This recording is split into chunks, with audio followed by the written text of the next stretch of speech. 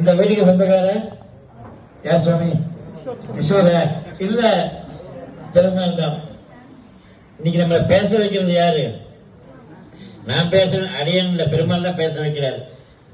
ஆண்டாள் தான் இங்க வரவழைச்சிருக்க. அடியன் நீங்க போய் பாருன்னு சொல்லி தெய்வம் மனுஷர் ரூபேனேன்னு ரவி வந்து, ரவி சார் இங்க பேசாதீங்க. ரவி வந்து நம்ம கிட்ட வந்து ரொம்ப கார்த்தால இருந்து இங்க போய் ஆகணும், கிஷோர் பார்க்கணும், கிஷோரை பார்க்கணும், கிஷோரை பார்க்கணும். கிஷோர் ஜபம் தான் ஜாஸ்தி இருந்தது ரவிகிட்ட இன்னைக்கு. அடியன் கூட கிஷோர்னா யாரோ என்ன, எனக்கு கூட அந்த அவ்வளவுக்கு ஐடியா இல்லை அன்னைக்கு பார்த்ததோட. சரி, இங்க வந்து நம்ம சுவாமியை பார்த்தோன்னு டக்குன்னு நமக்கு புரிஞ்சு போச்சு. சுவாமியை பார்த்தோடனே நமக்கு பழைய சீனிவாசன் ஞாபகம் வந்துட்டார். திருவேங்கடமுடியார் தெய்வம் மனுஷ ரூபேனன்னு வந்து பகவான் வந்து இவர் மூலமா அரியணைக்கு அனுப்பினார். இன்னைக்கு இந்த இடத்துக்கு சொந்தக்கார கிஷோர் தான். பயப்படாதீங்க சார், நீங்க தான்.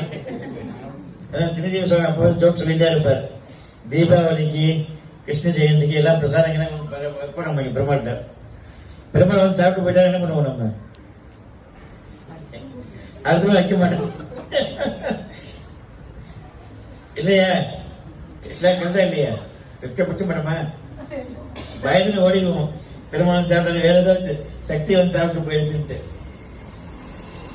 அதனால வந்து நமக்கு எல்லாருக்கும் வந்து மெயின் வந்து பகவான் தான். கலியுகத்துல நம்ம எல்லாரும் கெட்டியா பிடிச்சிக்க வேண்டியது வந்து ஆச்சாரியன்.